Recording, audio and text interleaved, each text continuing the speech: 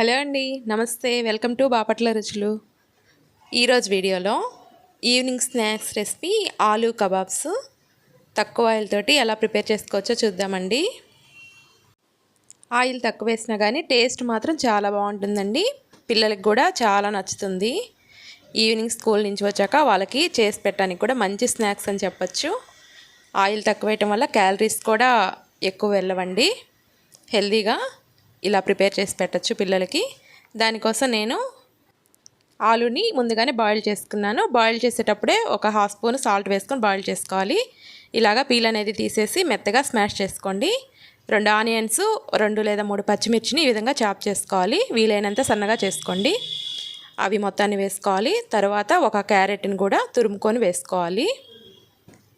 తర్వాత చాప్ చేసుకున్న కొత్తిమీర, 1 స్పూన్ అల్లం ముక్కలు, సాల్ట్ టేస్ట్కి తగ్గట్టు salt, chaat masala half spoon, చిటికెడు పసుపు, పావు స్పూను మిరియాల పొడి, 1 నిమ్మకాయ రసం పిండేసుకోవాలి. ఇలా మొత్తాన్ని కలిపెట్టేసుకోవాలండి. పిల్లలకి వీలైనంత మటుకు ఇలాగ వెజిటబుల్స్ అందిస్తే వాళ్ళు చాలా హెల్తీగా ఉంటారు. ఇలా కలిపేసి పక్కన పెట్టేసుకోండి. బ్రెడ్ని తీసుకోవాలి. ఇలాగా 4 పీసెస్ని పెట్టానండి. ఇలా ఎడ్జెస్ అనేది తీసేసుకోవాలి. ఈ మొత్తాన్ని చివర్ల మొత్తాన్ని తీసేసుకోవాలి. ఈ విధంగా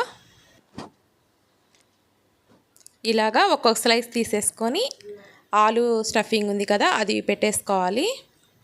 ఇలా మొత్తానికి అప్లై చేసేసుకొని తర్వాత ఇంకో బ్రెడ్ స్లైసెస్ తీసుకొని పైన ఈ విధంగా ప్రెస్ చేయాలి. ఇలా ఒక్కొక్క బ్రెడ్ని 4 పీసెస్గా కట్ చేసుకోవాలి. ముందు హాఫ్ కట్ చేసుకొని తర్వాత మళ్ళీ హాఫ్ చేసుకోవాలి. ఇలా ప్రెస్ చేయటం వల్ల ఏం ఓపెన్ అవ్వండి, స్టిక్కీగా అంటుకున్నట్లు ఉంటాయి. ఇలాగా మొత్తాన్ని ఇదే విధంగా చేసి పెట్టేసుకోవాలి. తర్వాత ఒక బౌల్ తీసుకొని కార్న్ఫ్లోర్ ఒక హాఫ్ కప్ తీసుకుంటున్నాను, మొక్కజొన్న పిండి, ఒక పావు స్పూన్ సాల్ట్, కొంచెం కొత్తిమీర, 2 స్పూన్స్ నువ్వులు వేసుకోవాలి. ఈ మొత్తాన్ని మిక్స్ చేసేసుకొని వాటర్ వేసుకుంటూ పల్చగా వీలైనంత పల్చగా మిక్స్ చేసుకోవాలి. దోశ బ్యాటర్ ఉంటుంది కదా, దానికంటే కొంచెం పల్చగా ఉంటే సరిపోతుంది. ఇలా కలిపి పక్కన పెట్టేసుకోండి. ఇవి కబాబ్ స్టిక్స్ అండి, సూపర్ మార్కెట్లో కూడా దొరుకుతాయి. ఈ స్టిక్స్ని బాగా కడిగేసుకొని పక్కన పెట్టేసుకోవాలి. వీటికి ఈ విధంగా మధ్యకి ఇట్లా ఈ విధంగా పెట్టేసుకోవాలి. బ్రెడ్ అనేది సాఫ్ట్గా ఉంటుంది కాబట్టి నెమ్మదిగా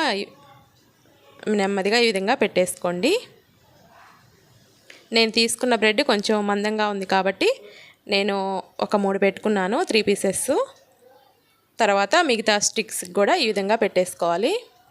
తర్వాత మనం బ్యాటర్ ఉంది కదా, కార్న్ఫ్లోర్ బ్యాటర్, అవన్నీ ఒక ప్లెయిన్గా ఉండే ప్లేట్ మీద వేసుకోవాలి. బౌల్లో అంటే మనకి డిప్ చేయడం కుదరదు కాబట్టి ప్లేట్లో వేసుకుంటే ఇలా మొత్తానికి బ్రెడ్ స్లైసెస్కి కవర్ అయ్యేలాగా, పిండి కోటింగ్ అంతా కవర్ అయ్యేలాగా చుట్టూతా తిప్పుకుంటా పిండిని అయితే బాగా పట్టించండి. తర్వాత వెంటనే ప్యాన్ మీద 2 స్పూన్స్ ఆయిల్ వేసుకొని పెట్టేసుకోవాలి. ఎక్కువసేపు ఇలా డిప్ చేశాక మాత్రం బయట పెట్టద్దు, బ్రెడ్ అనేది సాఫ్ట్గా అయిపోయి బ్రేక్ అయ్యే ఛాన్స్ ఉందండి. వెంటనే మాత్రం పెట్టేసుకోవాలి ప్యాన్ మీద. ఇలాగ నా ప్యాన్కి అయితే ఒక 3 స్లైసెస్ వచ్చినాయి. ఇలా పెట్టేసుకొని 2 వైపులా తిప్పుకుంటూ ఈ విధంగా గోల్డెన్ బ్రౌన్ కలర్ వచ్చే వరకు ఫ్రై చేసుకుంటే ఎంతో టేస్టీగా ఉండే బ్రెడ్ ఆలూ కబాబ్స్ రెడీ అయిపోయినట్లే. పిల్లలకి కూడా ఇలా వెరైటీగా చేసి పెడితే వాళ్ళకి కూడా చాలా నచ్చుతుంది. ఇంకా పిల్లలకి వెజిటబుల్స్ ఈ రూపంగా కూడా వాళ్ళకి ఇవ్వచ్చండి. ఇలాగా స్కూల్ నుంచి వచ్చాక ఈవినింగ్ స్నాక్స్గా పెట్టండి, చాలా ఇష్టంగా తింటారు. ఇలాగా స్టిక్స్ అన్నిటినీ తీసేసుకోవచ్చు. ఈ కబాబ్స్ని డీప్ ఫ్రై చేయలేదు కాబట్టి హెల్త్కి కూడా చాలా మంచిది. తక్కువ ఆయిల్ తోటి ఇలాగా ప్యాన్ ఫ్రై చేసుకుంటే టేస్ట్ కూడా చాలా బాగుంటుందండి. ఆలు వేయటం వల్ల ఆయిల్ తక్కువ వేసే చేసుకున్నాము, క్యాలరీస్ కూడా ఏమి ఎక్కువ వెళ్ళవు. ఒకసారి ఈ విధంగా ట్రై చేసి చూడండి. మీకు ఎలా కుదిరిందో కామెంట్ చేయండి. వీడియో కనుక నచ్చితే ఒక లైక్ చేయండి. మన ఛానల్ ఎవరన్నా కొత్తగా చూస్తుంటే సబ్స్క్రైబ్ చేసుకోండి. Thanks for watching.